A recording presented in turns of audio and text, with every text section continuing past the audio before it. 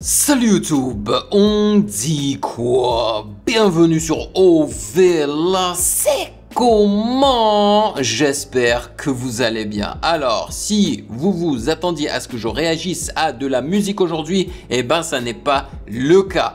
J'ai décidé de réagir à une vidéo qui parle de Uniqlo. Oui, le magasin de vêtements japonais.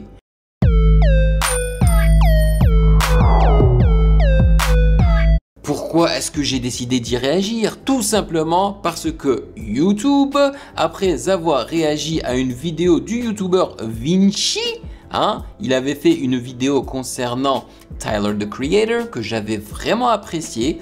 Je m'étais même pas abonné à sa chaîne, mais vous savez très bien comment YouTube fonctionne.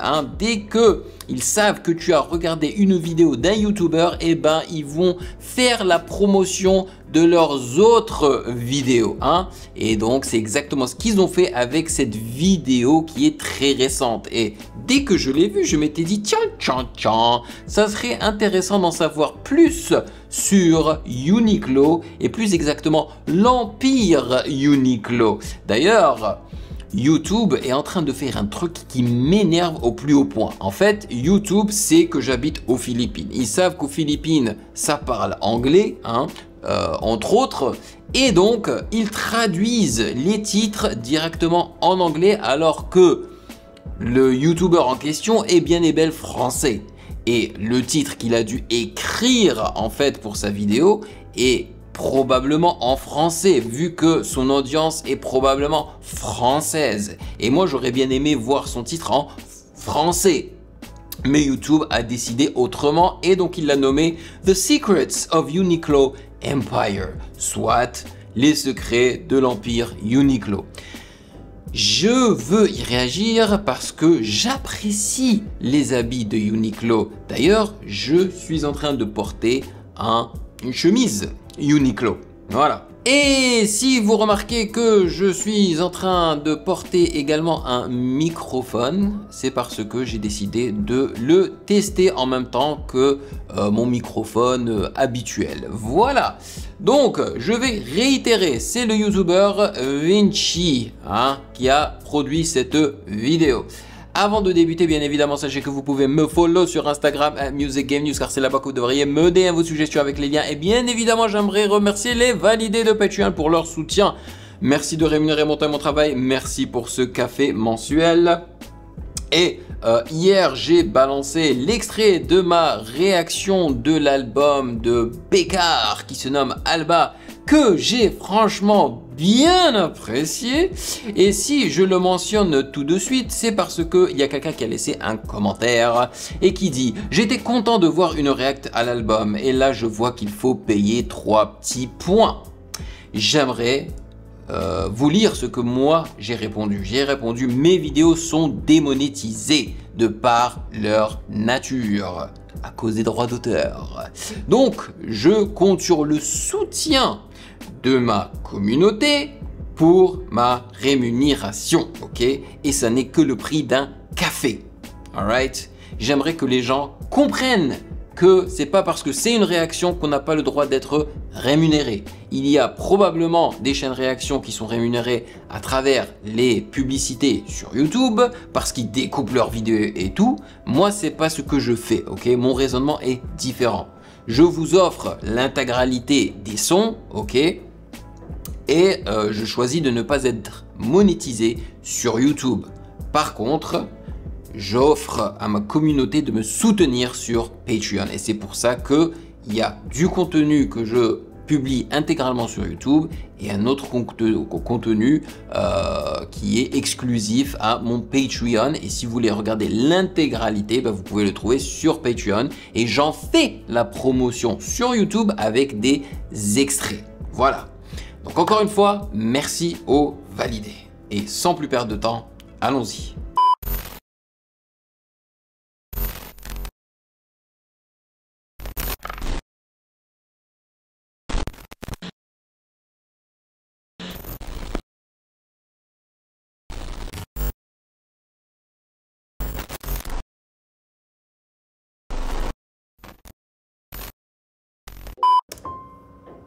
Il y a pas longtemps, j'étais face à mon dressing et j'ai vu que j'avais 5 fois le même t-shirt Uniqlo blanc. Pareil pour la version noire. J'ai aussi des t-shirts graphiques, puis la même chose pour mes t-shirts de sport, mes polos de sport et même mes caleçons. Mais En fait, oui! j'ai réalisé que j'avais du Yo, les caleçons Uniqlo, c'est les meilleurs. J'en ai acheté une dizaine. Et en vrai, vu que j'habite aux Philippines, la qualité du tissu en fait qu'ils utilisent ici aux Philippines s'appelle Airism. Alors je sais pas, ils la proposent probablement ailleurs et tout, mais aux Philippines c'est très utile en fait parce que elle est extrêmement fraîche au toucher. Et vu qu'il fait très chaud et humide ici, c'est vraiment une nécessité.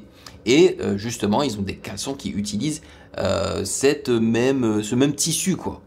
Uniqlo sur moi tout le temps, toutes les semaines. Et je suis très loin d'être le seul.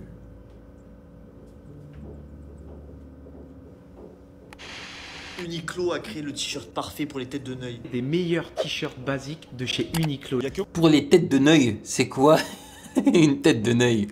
moi qui trouve que les basiques de chez Uniqlo ils sont incroyables. Les gars, je viens de trouver des bêtes d'ensemble Uniqlo.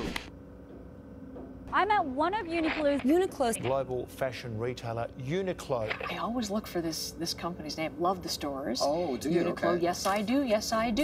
Uniqlo, c'est une des marques les plus portées au monde. Et pourtant, elle est invisible. Pas de logo tape à l'œil, C'est vrai. un peu de pub à la télé. Non, rien de tout ça. Juste En vrai, ça fait très japonais, quoi. Hein. Ici, justement, à Manille, il y a pas mal de magasins japonais et c'est juste leur délire, quoi. Leur façon de promouvoir, elle est très subtile. Il n'y a pas de logo tape à l'œil comme il dit. Il y a un autre, justement, un magasin de furniture, hein, donc un magasin de meubles ici qui s'appelle Muji, M-U-J-I. C'est pareil, tu rentres, tu as l'impression de rentrer dans un espace calme, dans un espace où tu peux faire de la méditation, tellement il n'y a pas de marque, tellement tout est plat en quelque sorte, hein. Et les couleurs dans ce magasin, c'est du blanc, du beige, du gris, tu vois, il n'y a pas de couleur tape à l'œil, quoi. C'est leur délire, quoi. des vêtements simples, basiques, pas chers, mais dont on n'arrive plus à se passer. Uniqlo a réussi ce que beaucoup de marques rêvent de faire, devenir indispensable, sans pour autant être visible. Pendant que Zara court derrière les tendances, que H&M sort des nouvelles collections toutes les 2 semaines, Uniqlo s'est installé tranquillement. Il remplit nos dressings de t-shirts vierges et ça marche partout dans le monde. Alors, c'est quoi le délire? Comment une marque aussi banale a-t-elle construit un empire mondial? Comment un petit magasin de vêtements japonais est devenu au fil du temps un des leaders de la mode mondiale? Spoiler, c'est tout sauf un hasard, c'est même une stratégie millimétrée. Une obsession pour le minimalisme, des technologies uniques, une communication sur mesure et surtout la guerre d'image avec ses concurrents. Bienvenue dans l'histoire et les secrets de la marque que tout le monde porte mais que personne ne voit, Uniqlo. Voilà, les secrets de l'empire Uniqlo, c'est comme ça que lui il l'a nommé. On s'en rend pas compte, mais tous les jours, on est entouré de vêtements Uniqlo. Des t-shirts unis, des doudounes sans manches fines, un pantalon 7/8 assez ample pour être confortable et assez simple pour se porter au travail. Des vêtements qui sont pensés pour tellement bien s'intégrer à notre quotidien qu'on les remarque même pas. Ouais. C'est ce qu'Uniqlo appelle le lifewear. Le lifewear, ce sont des vêtements conçus pour rendre la vie plus facile, des vêtements de tous les jours qui allient simplicité et fonctionnalité, esthétisme et haute qualité, des modèles astucieux pensés pour répondre à vos besoins de tous les jours et évoluer sans cesse avec vous. C'est comme ça qu'Uniqlo décrit le lifewear dans son magazine du même nom. Alors que la plupart des marques cherchent à être reconnues et identifiées, Uniqlo veut avant tout être adopté. Des produits fonctionnels dans des coloris sobres qui vont à tout le monde et qui en plus sont abordables. On aurait presque envie de croire qu'Uniqlo est une marque intéressée par l'usage plutôt que l'image. Et pourtant, c'est très loin d'être aussi simple. L'image qu'Uniqlo s'est construite sur le marché de la mode est le résultat d'un travail millimétré pour devenir la marque qui réunit ce que tout le monde cherche. Le point central d'un idéal en termes de vêtements. Et la promesse est tenue. Uniqlo est devenu un des points de repère quand n'importe qui veut s'acheter des vêtements. Pour le travail, pour le week-end, pour partir en vacances et même pour faire du sport. Uniqlo est devenu une machine tellement puissante que son fondateur, Tadashi Yanai, est devenu la plus grosse fortune japonaise. Eh Pourtant, ben, la marque née dans un incroyable. petit quartier d'Hiroshima s'est infiltrée dans nos dressings jusqu'à devenir une sorte de géant camouflé, regardant droit dans les yeux des concurrents historiques comme Zara, H&M ou Primark. Aujourd'hui, la marque japonaise vend environ 1 milliard de vêtements par an. 1 milliard! C'est beaucoup plus que Zara, mais encore beaucoup moins qu'H&M. Ce qui est intéressant à voir, c'est que c'est Uniqlo qui affiche la plus grosse progression avec un chiffre d'affaires. À mon avis, Uniqlo va dépasser H&M s'il continue dans cette lancée. Qui a presque doublé en 10 ans et qui surtout est en progression constante. Si on revient à nos marques fast fashion, chacune d'entre elles fait partie d'un groupe multimarque. H&M fait partie d'H&M Group, Zara d'Inditex, Primark d'un groupe bien plus large, ABF. Ce fonctionnement sous forme de groupe a plusieurs intérêts. Ça permet déjà à chacun de ces groupes de segmenter leur marché. Par exemple, le groupe H&M dispose d'H&M pour un certain type de clients, mais ils ont aussi la marque COS pour proposer une offre plus haut de gamme. Inditex a Zara, mais couvre le marché plus haut de gamme avec son autre marque Massimo Dutti. Ce fonctionnement sous forme de groupe permet aussi de regrouper les forces internes, logistique, technologie, ressources humaines. Et stratégiquement, ça permet aussi aux investisseurs de pas mettre tous leurs œufs dans le même panier. Quand une marque n'est pas rentable, l'autre peut prendre le relais. On pourrait prendre l'exemple français de la marque Decathlon qui au sein du groupe Mullier permet de soutenir d'autres marques qui vont pas bien comme Auchan, Boulanger ou même BZB. Et enfin, ce fonctionnement sous forme de groupe donne pas mal d'avantages fiscaux qui sur des entreprises avec ce genre de volume financier est très loin d'être négligeable. Le groupe d'Uniqlo, c'est Fast Retailing, un groupe composé de GU, une marque fast fashion à très bas prix, uniquement présent sur le marché asiatique, Uniqlo, la marque du lifewear, le meilleur du basique, Plus T, une marque très proche de l'offre d'Uniqlo, Theory, une option mode un peu plus haut de gamme, et il y a aussi Helmut Lang, la mode premium la plus haut de gamme du groupe. On voit déjà là une sorte de dégradé de gamme avec la même manière de penser le vêtement. Basique et minimaliste, mais segmenté pour différents types de clients, du plus large public au plus spécifique et haut de gamme. En bref, J'ai bien aimé l'édition là, du plus large public, et il te montre un pantalon extrêmement large, tu vois. Client qui a le moins de pouvoir d'achat à celui qu'on a le plus. Ils ont aussi Comptoir des Cotonniers et Princesse Tam Tam dédié aux femmes et J. Bren, une marque américaine spécialisée dans le jean. Et tout ce groupe, il est surtout porté par une marque qui représente à elle seule 86% de son chiffre d'affaires, c'est Uniqlo. Pourtant, combien de publicités Uniqlo on a en tête? Combien de moments forts? Combien de campagnes virales? Pour comprendre comment Uniqlo est discrètement devenu un empire, il faut remonter à ses origines. À Hiroshima, en 1984, là où est né un tout petit magasin de vêtements qui n'imaginait pas jusqu'où il pourrait aller.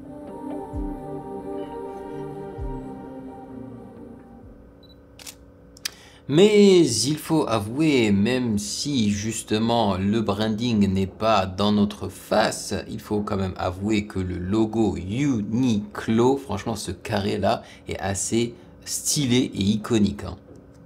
Au départ de l'histoire, c'est juste un magasin au Japon, à Hiroshima, avec un nom trop long, Unique Clothing Warehouse. Le concept est très simple, des vêtements bien faits, de bonne facture, pas chers et surtout sans prétention. Ça marche vraiment bien, alors il est temps d'aller voir ailleurs, à Hong Kong, pour faire de Unique Clothing Warehouse une marque internationale. Mais ce nom-là, il va falloir le changer si on veut être compréhensible à l'international. Il faut le rendre plus compact. Alors on va mixer Unique et Clothing pour faire Uniqlo. Uniqlo, ça marche bien, c'est facile à prononcer, franchement c'est un bon choix. Sauf qu'au moment de l'enregistrement... Bah voilà, là il m'a appris quelque chose, je ne savais pas que ça voulait dire Unique Clothing.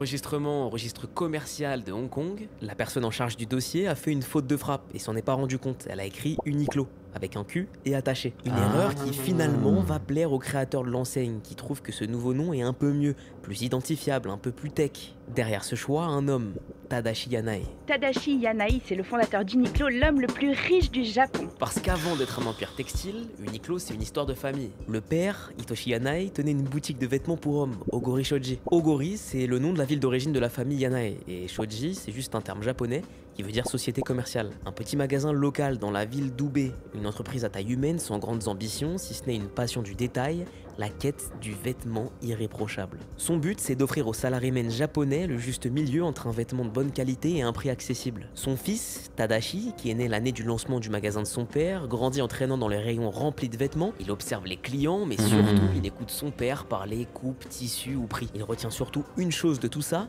Ici, on respecte ce qui est bien fait, ce qui dure, ce qui ne fait pas dans la démonstration, mais dans la fiabilité et surtout l'efficacité. Ça aurait pu mettre une graine dans la tête de Tadashi, potentiellement reprendre l'affaire familiale, mais c'est pas le cas, car finalement, c'est pas dans les vêtements qu'il voit son avenir. À 18 ans, il rentre à la prestigieuse université de Waseda, où il étudie les sciences politiques et l'économie, et il obtient son diplôme à la fin du cursus en 1971. La majorité des jeunes diplômés dans cette situation au Japon font généralement la même chose. Ils postulent dans des grandes banques, entrent dans la fonction publique, ou alors ils intègrent les Sogo Shocha. J'espère que je le dis bien. Ces sociétés géantes vues comme le symbole d'un idéal de carrière dans le Japon des années 70. En fait, reprendre le magasin de son père, pourquoi pas un jour? Mais il veut commencer tout en bas, comprendre ce qu'est réellement le commerce de terrain, voir comment ça se passe vraiment dans un magasin, comprendre les produits, les clients, la réalité du commerce avant de prétendre le diriger. C'est comme ça qu'après un diplôme d'une grande université japonaise, il se retrouve en tant que vendeur chez Jusco, l'équivalent d'un mélange entre un Carrefour, un Darty et un Monoprix chez nous en France. Son quotidien, c'est remplir les rayons de vêtements et d'ustensiles de cuisine, les ranger, suivre les stocks, aider les clients. En bref, la vie classique d'un magasin. Mais il arrive vite à la conclusion suivante, c'est pas fait pour lui. Il veut galérer, il veut voir comment... il veut tout simplement, à mon avis, tester toutes les étapes de production des habits. Pas trouver du sens dans son travail, ça tourne en boucle dans sa tête, c'est comme s'il n'était pas à sa place. Alors au bout de 6 mois, retour à la maison, à Ube chez Ogori Shoji, le magasin de son père. Ici, il sera toujours vendeur, mais ce sera quand même un peu différent, puisque son père va lui laisser son mot à dire sur tout. Et petit à petit, sa mission, c'est de révolutionner Ogori Shoji. Il revoit l'intégralité des process internes, propose des collections plus modernes, standardise toutes les coupes et les tailles pour donner à Ogori Shoji une vraie allure de marque. Il fait aussi créer des collections femmes pour toucher plus de monde. Et enfin, il s'inspire des chaînes américaines comme Gap, qu'il prend comme modèle pour créer une marque évolutive. D'ailleurs, ça ne vous rappelle pas quelque chose? Le logo carré, tu vois.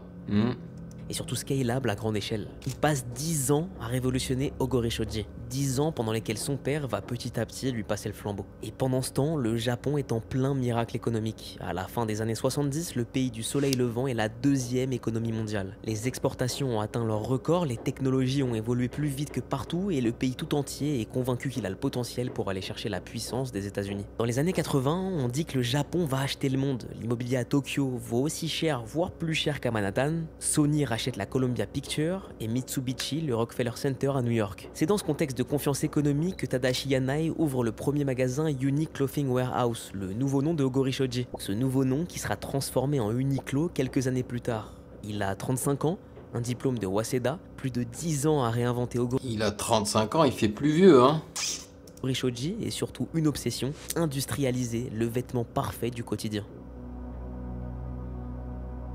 Mais ce miracle économique japonais s'essouffle assez vite. La bulle immobilière éclate et le pays plonge dans ce qu'on appellera bientôt la décennie perdue. Tout le monde freine, sauf Uniqlo. Parce que pour Tadashi Yanai, c'est pas le moment de lever le pied, c'est le moment d'appuyer sur l'accélérateur. Il veut pas seulement récupérer l'entreprise de son père, il veut en faire une machine. Alors, en 1991, Tadashi Yanai va manifester cette accélération en renommant sa société Fast Retailing. Ce groupe doit lui permettre de produire vite mais bien, toujours avec cette obsession japonaise du travail bien fait. Pour ça, Tadashi regarde ce qui se fait à l'ouest. Il observe Gap, décortique Zara, étudie H&M. Il s'inspire de ce qu'ils font de mieux, puis trace sa propre voie. Des vêtements qui ne suivent pas la mode, mais qui traversent les saisons en s'améliorant constamment. L'utilité doit être plus forte que la tendance. Un état d'esprit qui va leur permettre dès 1994 d'ouvrir leur 100e magasin. Mais c'est vraiment que le début. Car en 1998, c'est le déclic. Uniqlo lance une polaire à 1900 yens, moins de 15 € et surtout 50% moins cher que les vestes similaires au Japon à cette époque-là. En fait, sans le savoir, c'est cette polaire qui va installer le fameux concept du lifewear qui sera vraiment assumé bien plus tard. Les Japonais l'adorent et les ventes explosent, vraiment. Ça a même créé une tendance de la polaire au Japon, tout le monde se met à en porter. Cette petite polaire-là, elle va faire tripler en un an le nombre de magasins Uniqlo. Incroyable. On a 400 magasins en 2000. Tadashi Yanai a bien compris qu'il ne vendait plus un vêtement, mais qu'il vendait un nouveau rapport au vêtement. Et derrière, tout s'enchaîne. La marque va créer ses technologies, e-tech, airism, voilà. qui viennent airism, essayez-la, vous allez voir, vous allez adorer. Donner du poids à la proposition d'Uniqlo, chaque produit devient une solution, chaque vêtement répond à un besoin. Alors Tadashi vise plus grand, Uniqlo est maintenant prêt à partir à la conquête du monde. 2001, cap sur Londres. Tout se présente bien, mais pourtant c'est un échec. Même rigueur, même concept, mais culture trop différente, et surtout mauvaise adaptation de la marque japonaise. Alors Tadashi revoit tout, repart de zéro, et cette fois-ci il construit une stratégie mondiale. Hier, il ouvrait des boutiques à New York, aujourd'hui c'est à Paris, un immense magasin de 2100 m² près de l'Opéra. Ce que nous voulons, c'est ouvrir des boutiques dans les principales capitales européennes. C'est pour ça que c'est très important pour nous de réussir à Paris. La suite, c'est un énorme succès commercial. Le lifewear est en passe de devenir la référence mondiale.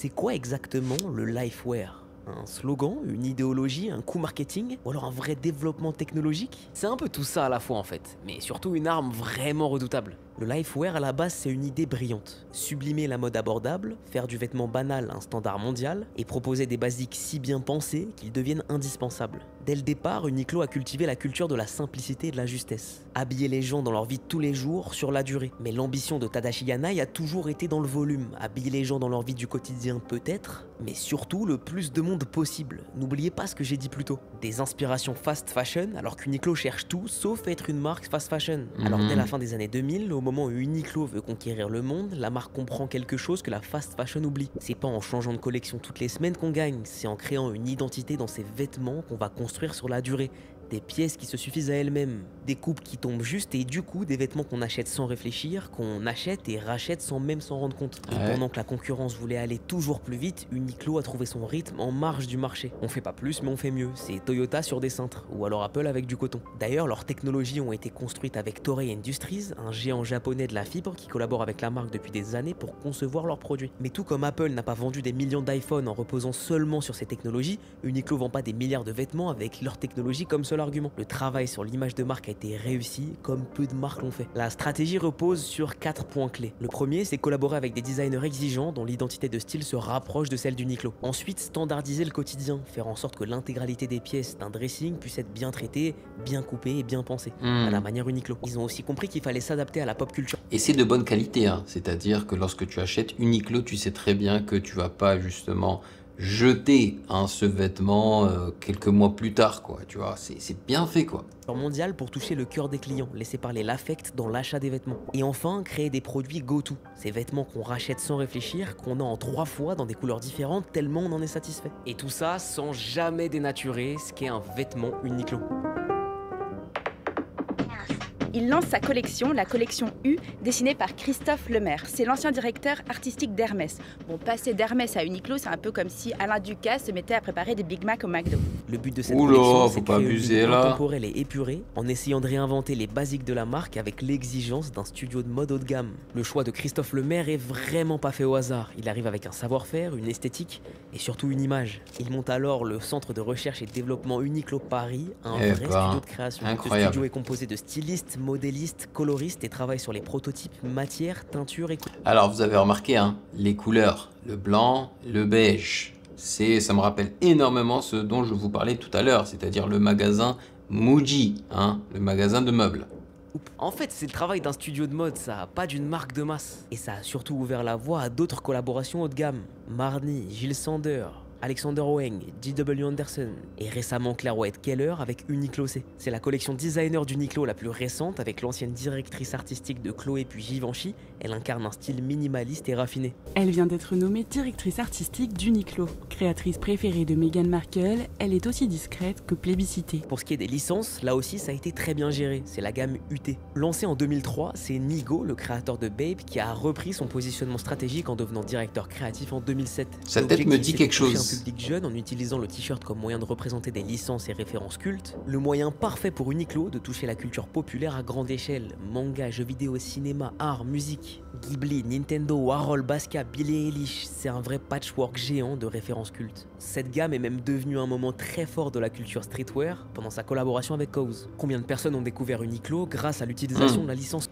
Ce personnage là avec les oreilles comme ça et deux croix sur les yeux, c'est justement le personnage que The Clips, ou Clips, voilà, le groupe de rappeurs américains, ont utilisé pour leur pochette de leur tout dernier album Let God Sort Them Out, que vous devez écouter parce qu'il est excellent. Cause. Le dernier point, c'est ce que j'appelle les produits go-to. Si je vous montre ça, ça vous parle forcément. C'est le t-shirt le plus vendu d'Uniqlo, leur vache à lait, le bon design sorti au bon moment. Exactement ce qui fait que tu vas revenir à l'infini chez eux. La demande a explosé et Uniqlo a su y répondre grâce à une autre phase clé de sa stratégie. Alors moi je suis pas très fan parce que je n'aime pas avoir justement des manches aussi longues et larges. Donc non. Stratégie, sa logistique.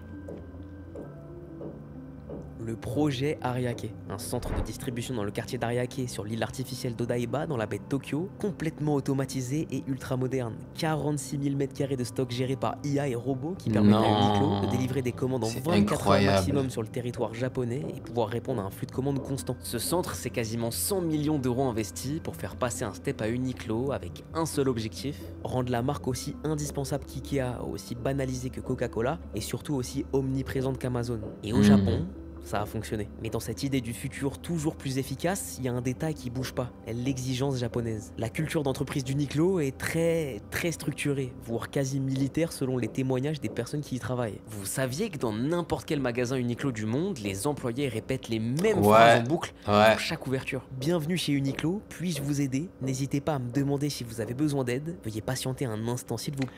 Alors, à Montréal, je ne l'ai pas remarqué, mais ici, dès que je suis rentré dans le magasin, j'ai entendu Welcome to Uniqlo! Welcome to Uniqlo! Et ça reste dans ta tête, même. D'ailleurs, quand tu vas dans un magasin Uniqlo ici et que tu l'entends pas, ça fait bizarre, comme si on était en train de te, comment dire, de te matrixer, quoi, en quelque sorte. Merci de votre patience, merci beaucoup, à bientôt. Bonjour, bonsoir, vous êtes chez Uniqlo, je suis Intel, que puis-je faire pour vous? On peut pas y échapper, c'est obligatoire. La structure des effectifs est très hiérarchique, et passé un certain niveau, rien n'est accessible aux non-japonais, comme si la marque devait rester un maximum fidèle à ses origines. J'ai interrogé beaucoup de personnes de ma communauté qui travaillaient chez Uniqlo. Toutes m'ont décrit cette culture de la rigueur, avec certains profils arrivant plus à le supporter que d'autres. Certains trouvent ça trop militaire, d'autres aiment être poussés par cette rigueur extrême. Ça revenait souvent. C'était l'impression qu'on n'a pas le droit à l'erreur. Si on n'arrive pas à plier 7 t-shirts par minute, on prend des remarques. Si on donne pas assez l'impression au client qu'il a une expérience la plus autonome possible, on se fait aussi reprendre. Le magasin doit toujours être parfaitement rangé. Les clients doivent être parfaitement accueillis et l'expérience globale doit être irréprochable. Il n'y a aucune place laissée à l'à peu près.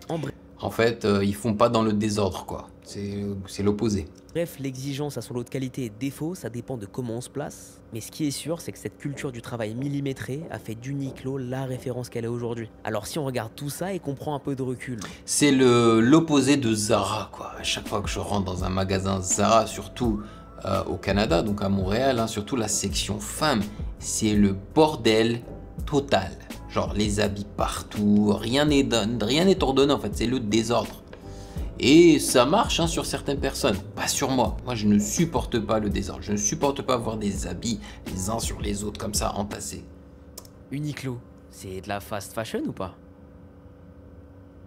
The United Nations Economic Commission for Europe estimates the average consumer buys 60% more clothes than they did 20 years ago, and each garment is kept for about half as long. But the Japanese clothing company Uniqlo is working to change that. A new piece in The Atlantic details why millennials love the brand and how the company is working to convince shoppers that fashion can be affordable without being disposable. Il y a ce qu'on dit et il y a ce qu'on fait. Uniqlo ne veut pas être une marque fast fashion, et pourtant elle en a certains codes. Bon, les règles de la fast fashion sont assez claires. Renouvellement des collections toutes les 2 à 4 semaines, des vêtements conçus pour mourir vite, des volumes de production gigantesques, des copies de marques de luxe à la chaîne et des prix bas au prix d'une... Alors, je ne pense pas qu'ils renouvellent leur collection toutes les 2 à 4 semaines. Des vêtements conçus pour mourir vite, je ne pense pas que ce soit le cas de Uniqlo non plus. Des volumes de production gigantesques, je pense que c'est peut-être le cas. Des copies de marques de luxe à la chaîne, je pense, il nous l'a montré, il commence à le faire. Et des prix bas au prix d'une main d'œuvre exploitée. Des prix bas, oui, plus ou moins, hein, c'est pas très bas non plus. Hein. Alors, s'ils exploitent la main d'œuvre, ça, j'en ai aucune idée. Main d'œuvre souvent pas respectée. C'est la mode jetable, mais surtout profitable. Mais bon, ils nous avaient montré qu'ils utilisaient la technologie et l'IA pour produire leurs habits. Donc, pas de main d'œuvre exploitée, en tout cas pas au Japon, j'ai l'impression. C'est ça qui compte. Chez Uniqlo, le rythme est différent. Les collections suivent globalement les saisons. Certaines références produits et gammes sont en rayon depuis plusieurs années. On peut aller dans un magasin, acheter un article et venir racheter le même 8 mois après. Ça fait plaisir. Le design est pensé sur la durée, dans une logique de toute une marque, pas sur une hype TikTok. En revanche, si on parle des conditions de production, là, oui, on entre dans une zone d'ombre. En fait, je pense qu'on a tout mélangé. Parce que la vérité, c'est que le modèle, il est hybride. Uniqlo n'est pas une marque fast fashion, mais c'est pas non plus un modèle de marque vertueux. C'est la mode industrielle de masse, optimisée à tous les étages. Logistique rationalisée, Production délocalisée, prix tiré à la baisse, des marges solides et forcément des coûts humains invisibles. La différence avec Zara, c'est que la vitesse est remplacée par l'endurance. On ne crée pas du désir éphémère, on répond à des besoins fondamentaux. Et fast fashion, tout est dans le nom. La mode rapide, c'est pas ce qu'Uniqlo propose. Ils ont une zone de chalandise qui sont les marques fast fashion, mais pour proposer autre chose à leurs clients. Il n'y a qu'à voir de quelle concurrence entoure Uniqlo dans les zones commerciales. C'est pourquoi Tadashi Yanai répète que ses concurrents ne sont pas Zara ou H&M, mais Apple et Muji. Parce que voilà, Muji. Franchement, Muji, on a l'impression que c'est le frère ou la sœur d'Uniqlo. Produit est l'offre la plus complète possible. Pas la mode de l'instant. Chez Uniqlo, on ressent un vrai concept avec des vraies idées, mais adaptées à la masse. Ouais. Et c'est jamais tout noir ou tout blanc. Et ça fait plaisir. Uniqlo est loin d'être irréprochable. Comme ses concurrents, Uniqlo a été mêlé à plusieurs scandales. 2015, Indonésie.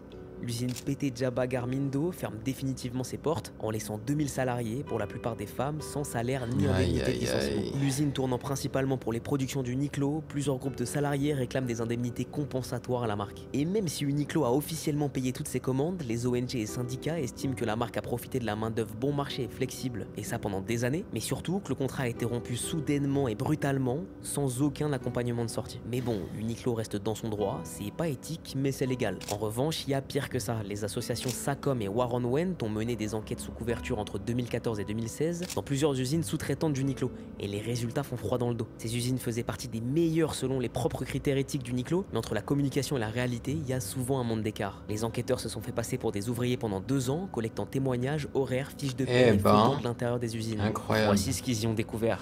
De nombreux membres du personnel faisaient jusqu'à 150 heures supplémentaires par mois, sur la base d'un contrat de 35 heures, ça équivaut à 21 jours. Bon bah voilà, on a une autre réponse, ils ont bien et belle exploité la main d'œuvre. Pas étonnant, c'est dommage.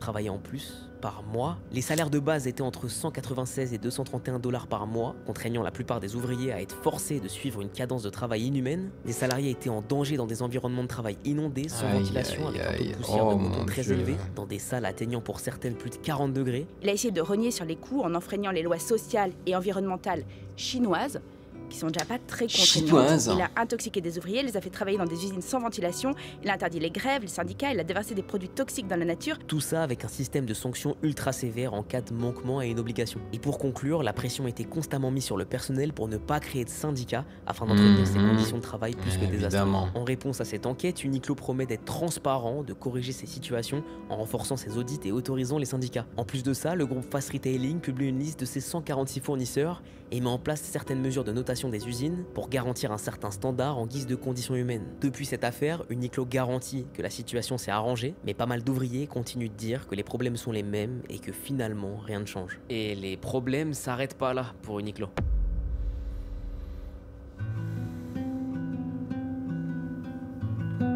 Uniqlo, Zara, Bershka, Shakers, De Fursac, la liste est longue. Les vêtements que nous portons ont-ils été fabriqués dans des camps qui exploitent des Ouïghours en Chine? Pour le savoir, la justice française a ouvert la semaine dernière une enquête pour recel de crimes contre l'humanité qui vise 4 géants du textile. Ouais, là on touche au point le plus grave. Un rapport Ouïghour for Sale dénonce 83 multinationales potentiellement liées au travail forcé des Ouïghours. Le rapport cite spécifiquement l'usine Chengji Eskel Textile Co., un fournisseur principal d'Uniqlo, situé dans le Xinjiang et impliqué dans un programme de formation professionnelle forcée. Uniqlo a stoppé cette collaboration mais ne s'étale pas sur le sujet. Et le moins qu'on puisse dire, c'est que les accusations continuent. Uniqlo is the latest brand to face a headache over cotton from China's Xinjiang region. Customs documents show that the US blocked imports of some shirts back in January. That was over concerns they violated a ban on cotton products from Xinjiang, where there have been reports of forced labor. Un coton qui serait directement utilisé pour toutes ces technologies brevetées par Uniqlo, des technologies qui auraient pour but d'invisibiliser une provenance ou un matériau. En 2024, le PDG Tadashi Yanai déclarait à la BBC qu'Uniqlo ne travaille pas avec du coton du Xinjiang. Is this because of a controversy over whether Uniqlo uses cotton from Xinjiang? You didn't confirm nor deny that back in 2021. Can you clarify if there's any cotton from Xinjiang in Uniqlo products? No, we're not using cotton from Xinjiang. You know by mentioning which cotton we're using. Actually, it gets too political if I say any more. So let's stop here. Ouais. il est pas très clair. Mais pas très clair du tout. Ça, pointer du doigt uniquement Uniqlo, ce serait un peu hypocrite. C'est un système tout entier qui est à revoir, un écosystème basé sur des moyens de production opaques, sur lesquels finalement on a peu de visibilité. C'est ça la réalité de la mode à bas coût. N'oublions jamais que quelque part dans le monde, quelqu'un paie le prix de notre économie. Et on est autant responsable de cette situation en tant que client. Ça veut pas dire qu'on doit boycotter des marques comme Uniqlo, mais ça veut surtout dire qu'il faut repenser notre façon de consommer. Acheter moins mais mieux, dépenser autant d'argent mais dans moins d'articles pour s'offrir des meilleures pièces. C'est ça l'idée, mais derrière l'idée, il y a la réalité économique. Est-ce que la majeure partie des clients touchés par Uniqlo peuvent vraiment se le permettre? Dans beaucoup de cas oui, mais dans beaucoup d'autres non. C'est ça le problème, il n'y a pas de réalité, juste des cas particuliers, certains qui ont le choix et d'autres non. Quoi qu'il en soit, la marque japonaise est très loin d'être exempte de tout reproche, mais ça reste ce qu'il se fait de mieux dans un système global qui est très souvent, lui, proche du pire.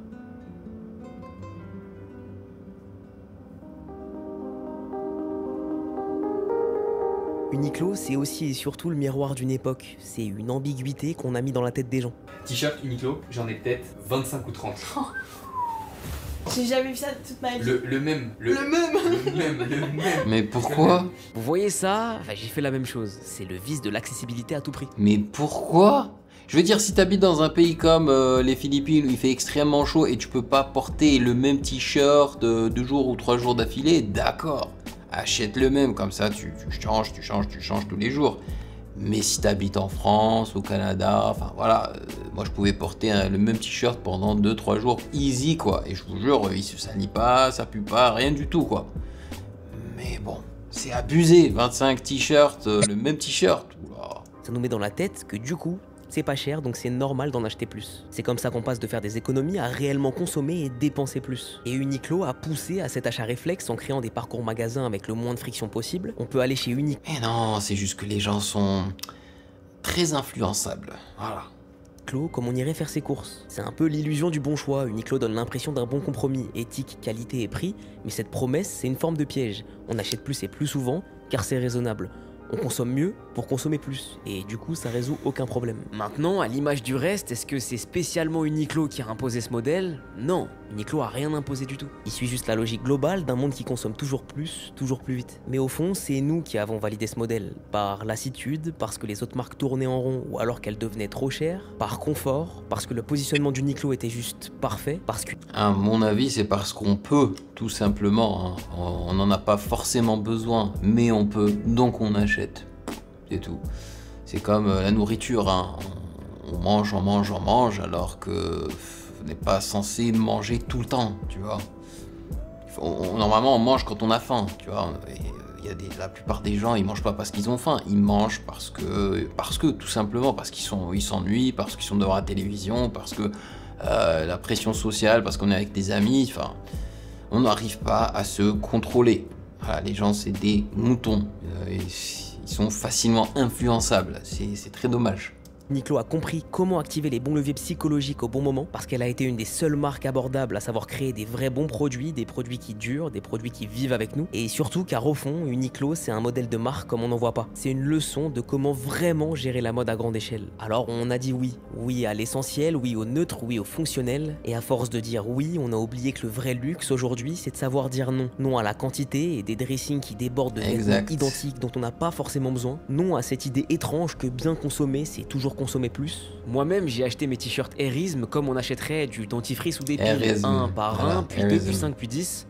Encore et encore. Est-ce que j'en avais vraiment besoin ou est-ce que je me suis laissé glisser dans cette facilité, cette illusion d'achat raisonnable? Je croyais faire un choix raisonnable, un bon t-shirt agréable, bien coupé, à moins de 15 €. C'était pas un basique que j'achetais, mais un système, parce que derrière la promesse de simplicité, il y avait une mécanique bien huilée. Uniqlo vend pas seulement des vêtements, il vend un rythme discret, presque invisible, mais constant. Il nous pousse pas à l'achat, mais il nous accompagne dans la durée. Et c'est là toute sa force. Pas de promotion agressive, pas de collections qui vont dans tous les sens, juste une logique de style parfait. L'impression qu'on peut s'habiller correctement sans se poser trop de questions et surtout sans dépenser trop d'argent. Uniqlo deviendra... Mais c'est ok hein, d'acheter des vêtements, mais achetez-les parce que vous en avez besoin.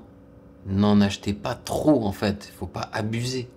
J'en suis sûr, le plus grand habilleur de notre époque. Pas parce qu'il a révolutionné la mode, mais parce qu'il l'a optimisé. Pendant que la fast fashion a créé ce que la mode a de pire, Uniqlo a construit le sweet spot, ce juste milieu qui semble parfait pour le client. Toujours la même palette, toujours les mêmes pièces, toujours cette impression que le vêtement s'efface pour mieux nous convenir. Et c'est ça sa force. Uniqlo, c'est un empire en construction qui prendra de plus en plus de place. Et pendant qu'on croyait acheter un basique, en fait, on achetait leur vision du monde. Et ben voilà. Très bien, très bien, très bien. On en a beaucoup appris sur Uniqlo et je vais vous laisser sur un truc. Moi, Uniqlo donc m'a tapé dans l'œil grâce à tout ce qu'il nous a raconté, mais il y a un truc qu'il n'a pas mentionné. Chez Uniqlo, c'était la première fois que je payais des vêtements sans avoir recours à quelqu'un dans le magasin. Alors, je ne sais pas si vous avez déjà acheté chez Uniqlo, mais au Canada, ici aux Philippines, non. Je pense qu'ils ne font pas confiance aux Philippinos pour justement faire des paiements seuls. Mais au Canada, notamment à Montréal, tu achètes ton habit, tu vas à la caisse, tu mets ton habit dans une sorte de bâche ou de bac, ou je sais pas quoi, enfin dans une sorte de pièce comme ça là, et directement sur l'iPad qui est à côté, ben ça te dit voilà le montant que tu dois payer et tu payes avec ta carte et voilà, tu payes tout seul en vrai, donc t'as pas recours à quelqu'un. Et j'avais trouvé ça assez innovateur, ça sortait du commun, donc ça c'est resté avec moi et je ne retrouve pas ça chez d'autres dans d'autres magasins en fait. Donc ça m'a marqué. Voilà, je voulais juste vous rajouter ça. Je sais pas si vous ça vous a également marqué, mais moi c'est resté avec moi. Voilà. Donc vous me direz ce que vous en pensez de la vidéo de Vinci ou Vince ou je sais pas comment prendre son nom. Il a fait un bon travail comme d'habitude. Et également de la marque Uniqlo et votre rapport avec la consommation des habits. Voilà, est-ce que vous achetez sans arrêt, même si vous n'en avez pas besoin? Est-ce que vous achetez parce que voilà, vous kiffez la fashion, vous aimez bien vous habiller d'une façon particulière et tout à chaque fois que vous sortez? Ou est-ce que vous achetez des habits parce que vous en avez besoin? Vous n'avez pas 50 paires de chaussures, vous en avez 3, 4 maximum, tu vois. Donc dites-moi tout dans les commentaires. Merci de m'avoir rejoint comme d'habitude. Et bien évidemment, si vous avez apprécié cette vidéo, qui est normalement des vidéos comme ça, justement, je les mets sur Patreon exclusivement pour les valider. Mais cette fois-ci, je me suis dit non. Merci de m'avoir rejoint. Et bien évidemment, si vous avez apprécié cette vidéo, n'hésitez surtout pas à checker le reste de mes vidéos juste là.